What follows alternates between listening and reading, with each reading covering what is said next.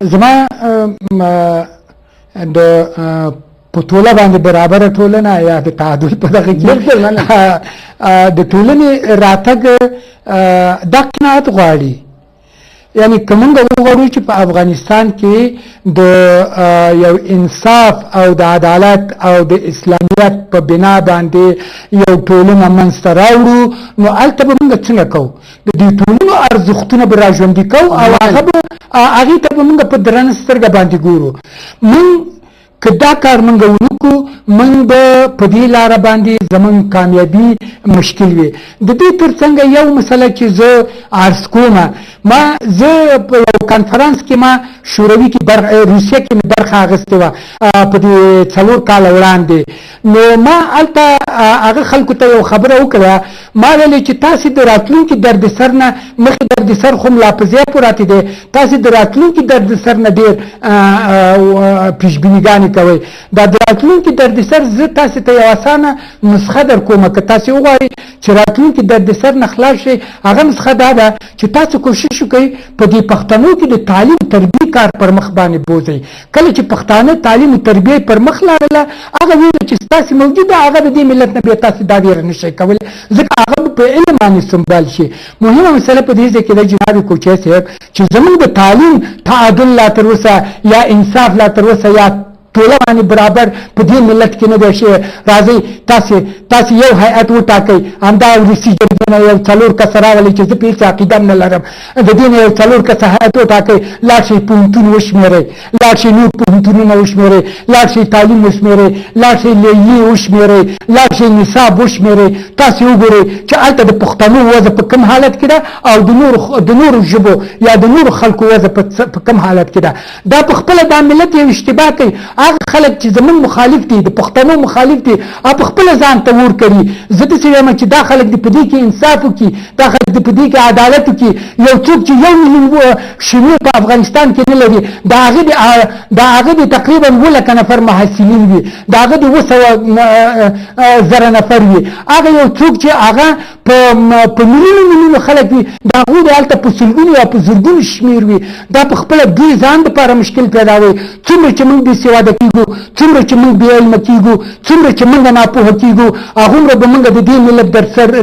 دردسر یو، هغومره به موږ د دې نورو ډلو او ټپلو دردسر یو. نه، زما هیله دا ده چې راشي دا بې انصافي پرېږدئ، راشي دا قضاوت تاسې د خپل ګریوان کې وکړئ. تاسې به د قیامت پر ورځ خدای ته څه ووایئ چې په 300 برسونو کې 10 برسونه دي د پښتنو وي او دا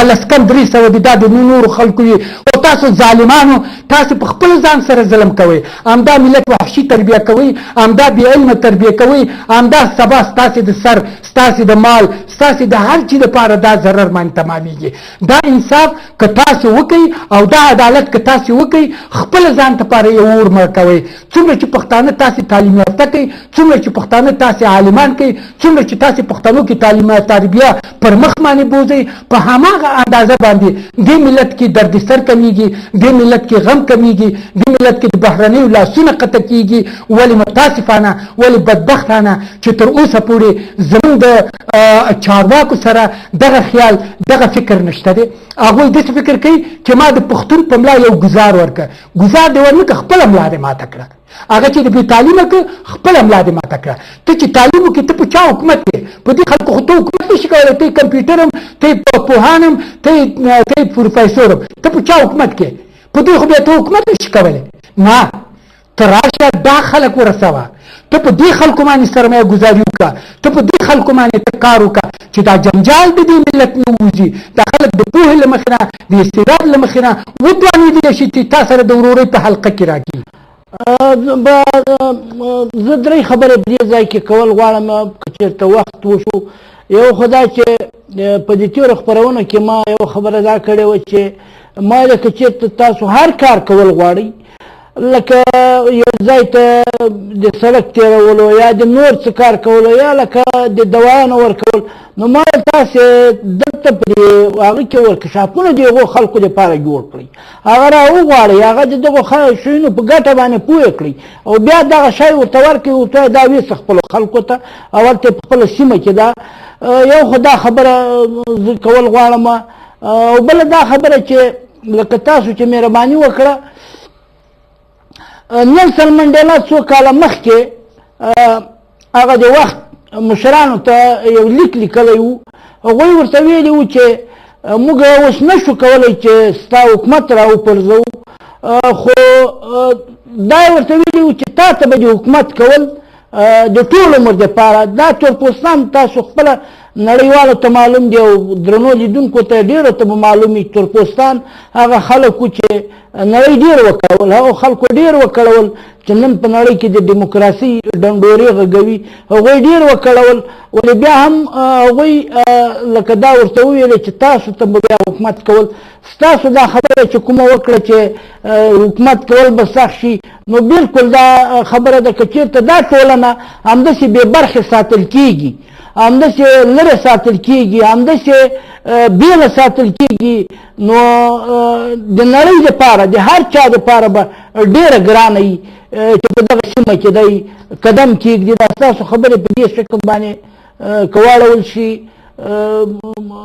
تحسین صاحب څرنګه دي واقعا مخالفت نو بلکل دا موږ جرګه د دې دپاره نه ده چې موږ یوازې دا خبرې پکې وکړو چې د یو چا د لوري یا د چا دپاره نه جرګه د رغم د ټولنې د جوړولو دپاره د رغم د نړۍ دپاره د یوې روښانه راتلونکې د یوې روښانه نړۍ دپاره جرګه خپرونه ده نو تحسین صاحب تاسې په لنډ ډول باندې که کومه یو خبر کول غواړئ نوره جرګه خپرونه پای ته رسېږي په خبرې کوو تاسو زه په لنډ ډول داسې یم چې زه د دې پروګرام چې تاسې په لاس کې نیولی زه په کلکه ملاتړ کوم او زه وایم چې د ټولو جوړونو لپاره واقعا دا یو ښه تربیوي پروګرام دی ژوندي اوسئ ډېره مننه درنو لیدونکو په دې هیله چې موږ په سیمه کې او موږ په دغه خاوره کې یو داسې ټولنه رغنده ټولنه جوړه کړو چې هغه د نورې نړۍ دپاره هم د نورې نړۍ سره د وخت تېرولو دپاره هم یوه جوګه ټولنه وي او یوه له پوهنې نه ډکه ټولنه وي او په دې هیله چې زموږ ولسونه هم د خپلو ارزښتونو په بنسټ باندې هغه د دوی ارزښتونه چې ځپل شوي دي هغه بیرته خپل کړي دوی یوه ویاړلې ټولنه ده د دوی ارزښتونه ویاړلي دي دا چې نور چا څه کول هغوی تېروتنې کړي دي چا چې تېروتنې کړي دي هغوی د تل ستونزو سره مخ وي په دې جرګه خپرونه پای ته رسېږي په مخه مو خلک باندې اوسېږي جرګه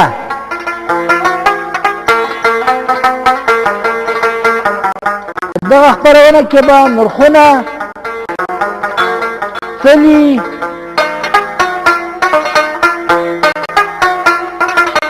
کاڼي کېښودل ناغه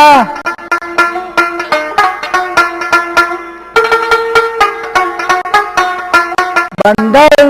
او داسې نور پښتني ارزښتونه وپېژنئ زموږ د خلکو خپلمنځي غونډې او پرېکړې به وګورئ جرګه به څېړنیزې او بیړنۍ غونډې ولري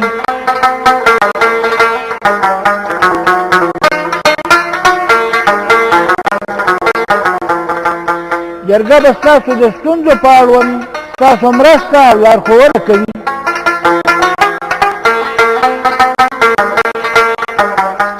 ستاسو تېروتنې ستاسو ستونزې او ستاسو جرګه ستاسو د خوشحالۍ او غوړېدلي ژوند لپاره جرګې ته ووایاست له جرګې څخه واورئ